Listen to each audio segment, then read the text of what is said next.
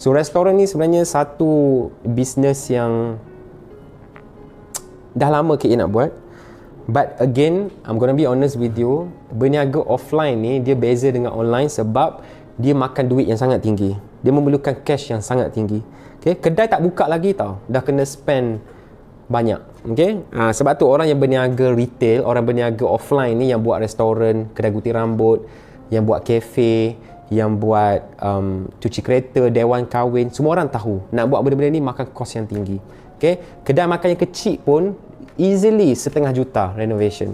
Okay? Lagi-lagi nak buat bangunan daripada scratch macam Rembayung ni, of course akan makan kos berjuta ringgit. Sebab tu kita tak bagi tahu orang plan ni, tapi apa orang kata, hasil daripada jualan produk online selama 5 tahun ni, sebab tu KA simpan duit tu. Saya tak lavish beli kereta mewah ke apa ke, sebab duit tu diperlukan sekarang for restoran.